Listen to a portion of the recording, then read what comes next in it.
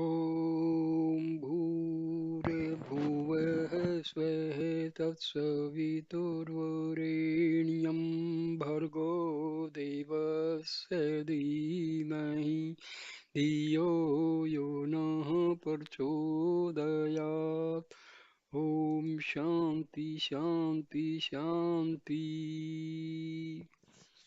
नमस्कार दोस्तों I will explain Brahma Vidya or knowledge of the ultimate reality, secrets of the percepts and the practice of self knowledge. This article I have taken from a booklet of Swami Sat Nanendra Saraswati. He was a great Jivan Mukta born in Karnataka state, and he was a great Advaitic Vedantist. So I will start the video. What is the greatness of Brahma Vidya?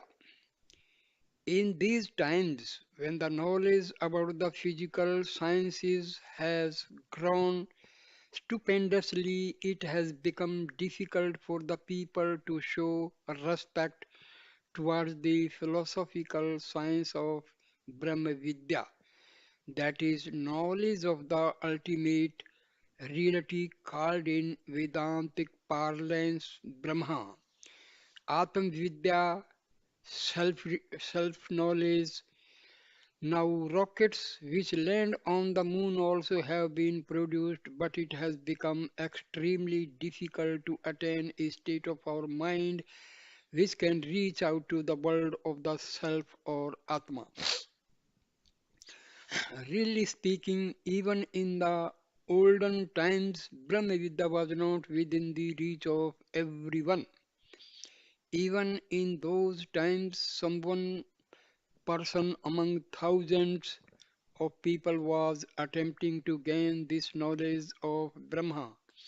Even among those who were attempting thus, some one individual could recognize this reality of Brahma as it was. In order to indicate that it was difficult to obtain this knowledge in the olden times, there was in vogue a household saying, "What do you think it to be Brahma Vidya?"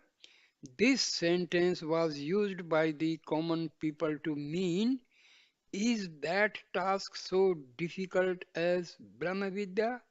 In truth, Brahma Vidya is not only a spiritual science par excellence but also a skillful, profound art. This opinion is implicit in the above saying of the ancient times. In these present times, when the interest and attention of the educated masses is increasingly directed towards the natural physical sciences, the number of people who dabble in Vedanta, which is truly the science of the ultimate reality, and query in the manner what is meant by Brahma Vidya and what does it teach us, is steadily decreasing in the face of the predominant materialistic attitude and approach that the physical sciences advocate and encourage. Brahmadevanam Prathmaha Sambhuva Visvasya Karta Bhuvasya Gopata Sa Brahma Vidya Suravidya Pratishthanam Athvayah Jayase Putraya Praha Mundaka Upanishad. This is a shloka from Mundaka Upanishad. Brahma is the firstborn earlier than all the other gods or deities. He is the creator and protector of the universe. He taught Brahma Vidya, which is the substrate for all knowledge, to his eldest son Atharva. Brahma Vidya is that knowledge which the omnipotent Hiranyagarbha, who was the primogenitor, Mula Purusha of the deities of gods, taught his beloved son for the latter's spiritual prosperity and well-being. This knowledge is the final goal of all empirical knowledges. It was the belief of our ancient sages or rishis that if any knowledge was to be fit for the nomenclature of Vidya, it should somehow indirectly at least lead one to Brahma Vidya, that is, the knowledge par excellence of the ultimate reality of Brahma or Atma. Therefore, in the olden times, the authors of various scientific treatises had to depict as to how the scientific treatise they had formulated or written was a means for attaining Brahma Vidya. If it was not done, the honorable nomenclature of a Shastra, that is scientific treatise, was not earned by it. For example, if it is asked, what is the benefit accruing from the science of mathematics? The scholars were arguing in the manner those who do not possess the knowledge of that science cannot gain the knowledge of the positions of the planets and stars, as also the dimensions and the forms of the brick-laid sacrificial altar which are to be prepared in various sacrifices. By the practice of the religious rites or rituals of yajna, that is sacrifices, etc., alone, one gets purity of the mind or heart. By that purity of the heart or mind, one gains the knowledge of the reality. Thus, because it is indirectly a cause for moksha, that is liberation, one should necessarily learn the science of mathematics. There is no doubt whatsoever about the fact that if the ancient sages were to be present in these modern times, they would have had invariably argued in the manner. If the physical sciences too are properly utilized, they would serve as subservient means leading to or culminating in Brahma Vidya. Even today, Brahma Vidya possesses such a great value and profound benefit or utility. Answers to the burning question, what are the benefits accruing from Brahma Vidya, can be had from some sentences of the Upanishads.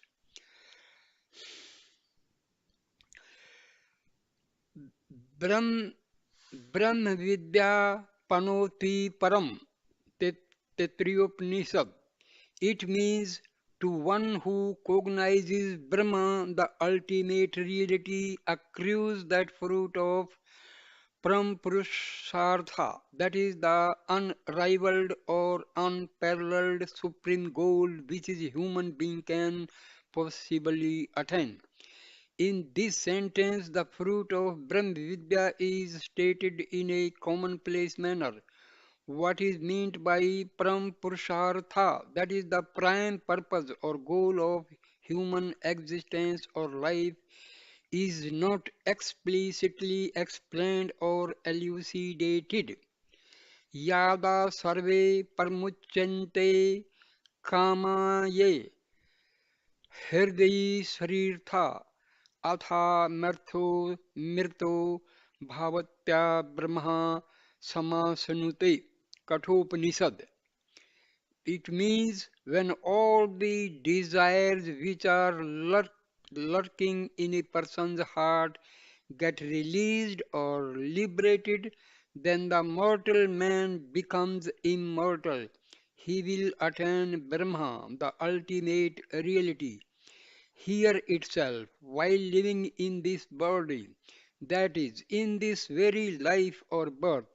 If one listens to this scriptural sentence about the fruit, one gets surprised as well as curious to boot. Is it possible to count and say that a person possesses so many desires in his mind or heart? Can it even be believed that those desires, all of them without exception, will leave us and relieve us?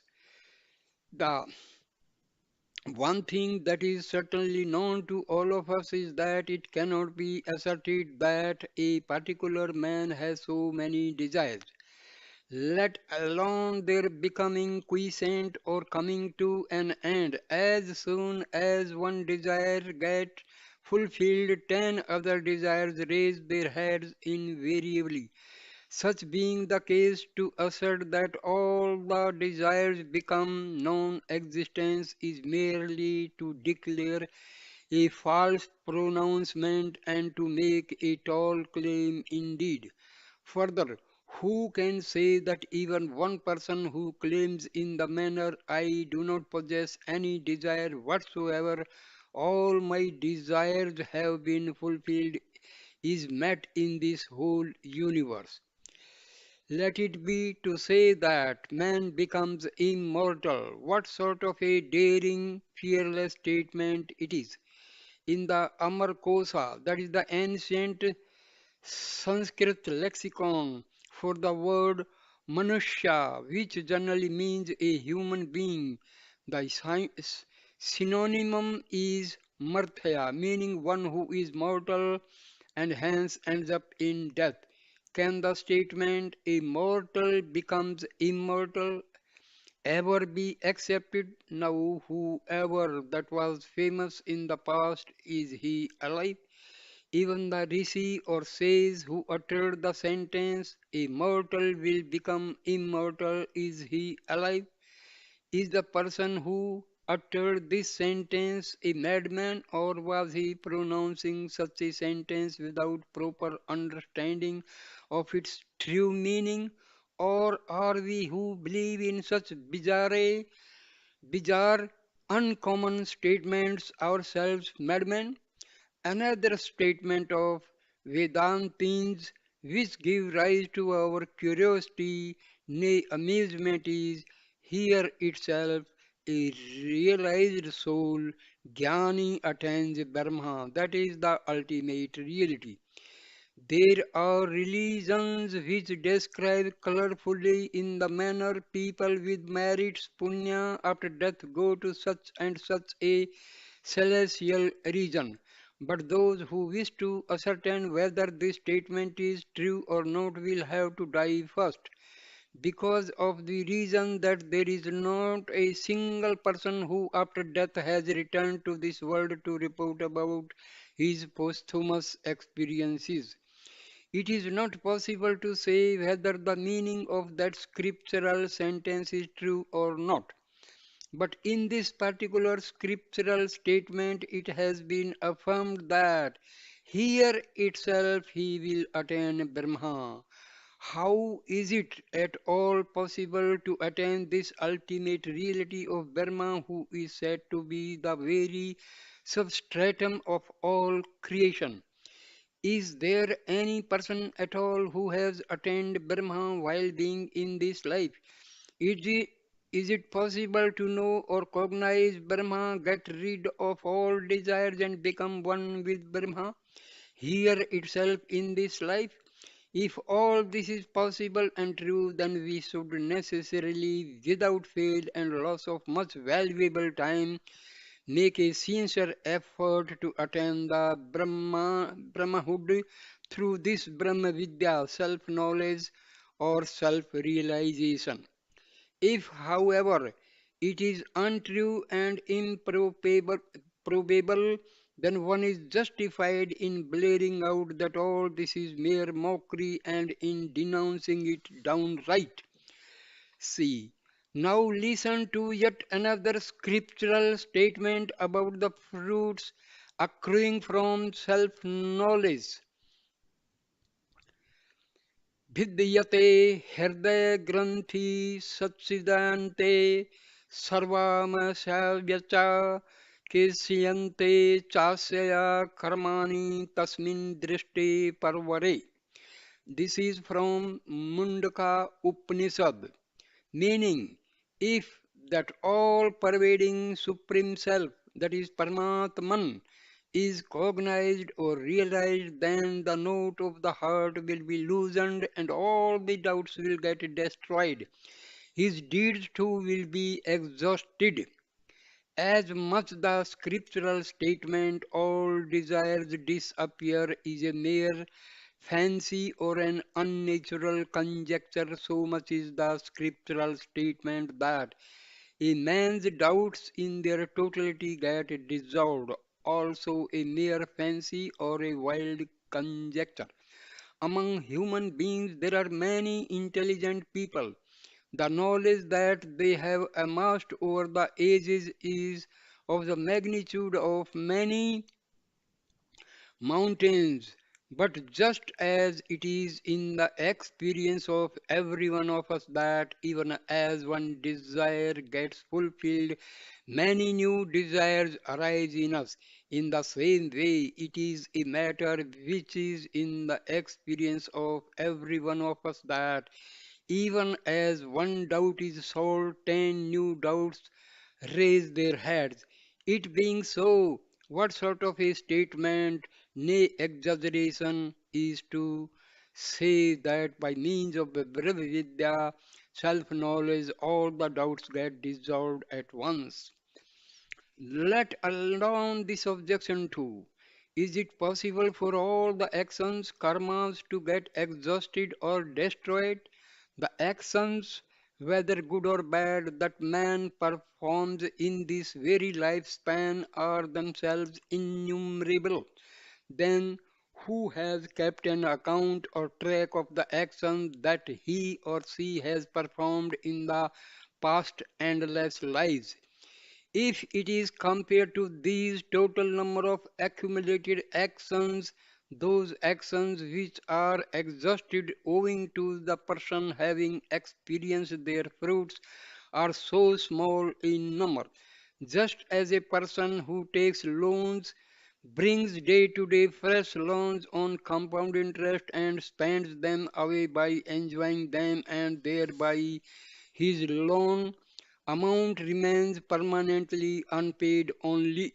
In the same manner, among the totality of our actions, sanchita karma, however much we exhaust our actions by enjoying their fruits, the number of those actions which we have not exhausted remain innumerable indeed.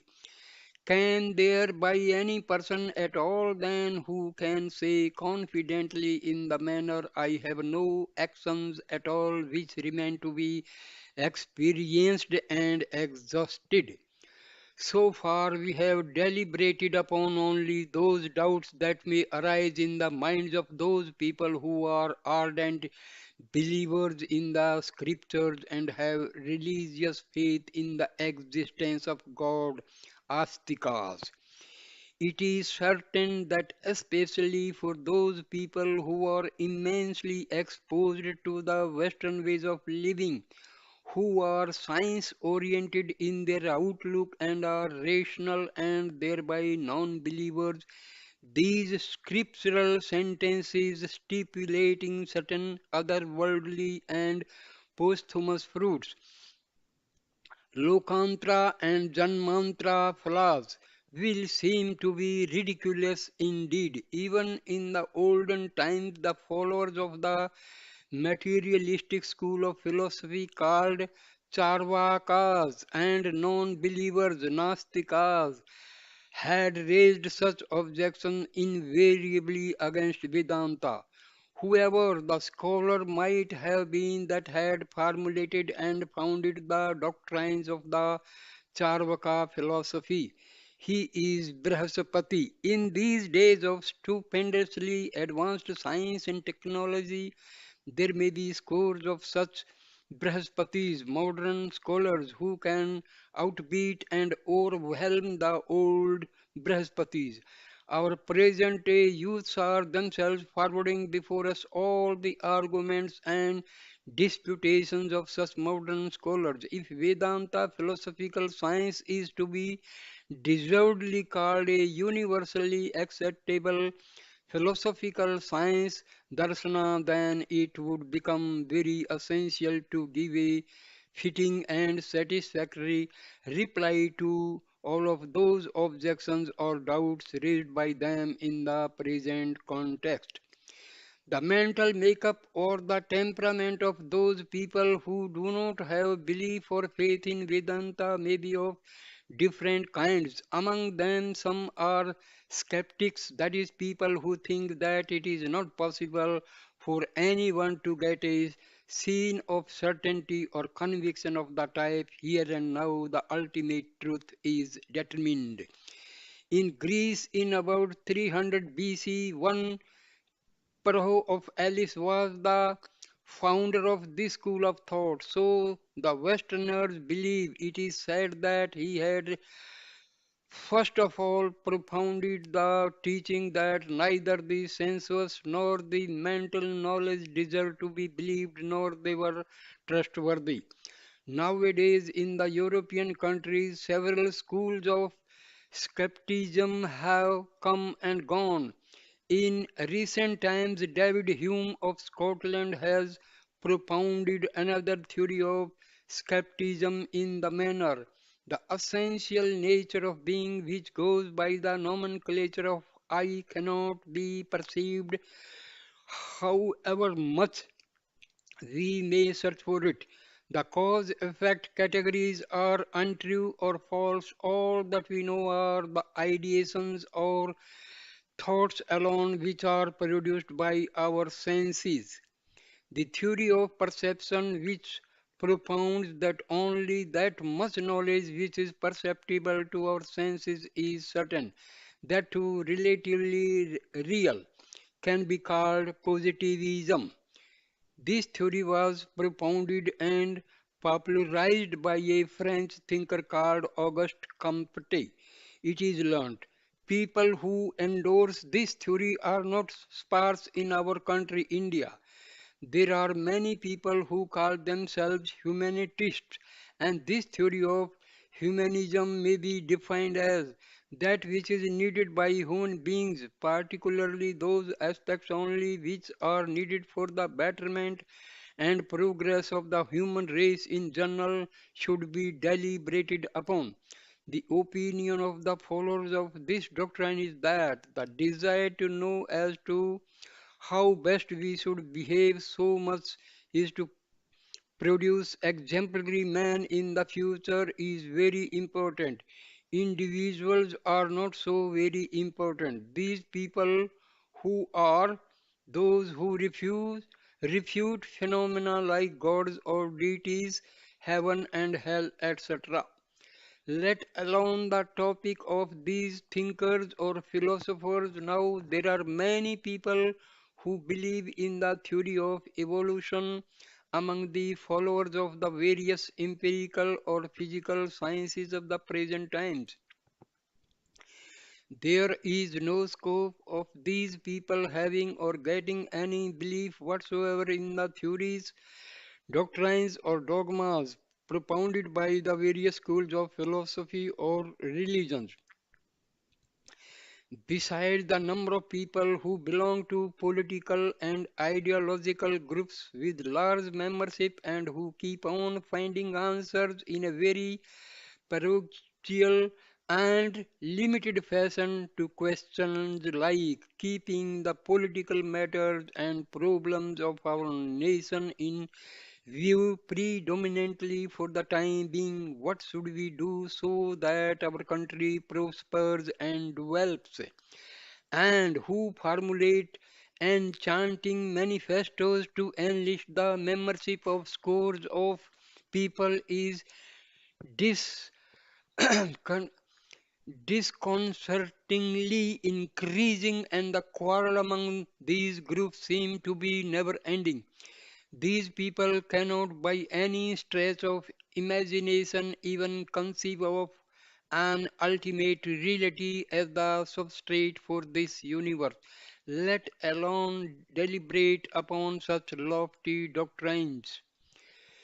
Thus, even in these times of highly advanced technology and science, when there exist many kinds of school of skeptics and non-believers who are extremely materialistic in their outlook, by God's benign grace, it is found that side by side there exist many people all over the world who believe in the teachings of the spiritual science of Vedanta and that is happy agree. These people show an unflinching faith in the Gita statement.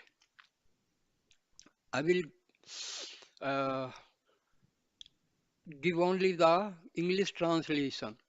Gita, which means there is a slok, but I just give the meaning, which means one who is an ignorant person and who does not have belief or faith in the scriptural teachings and is thereby a skeptic gets doomed without attaining the ultimate purport or goal of all human existence. The fact that even in these modern times one can preach the Vedantic truth so that they are reckoned or recognized by all people can be comprehended by us from the life history of Swami Vivekananda, who toured many Western countries and overwhelmed great scholars and thinkers of the West by his enlightening and enthralling lectures. In the next chapter, we will make an attempt to delineate the method of comprehending the purport of the scriptural statements, stimulating certain fruits which were mentioned here in this chapter. Now, I end this video because there will be many videos on this topic, so let us be brief and elaborate. So thank you, God bless you.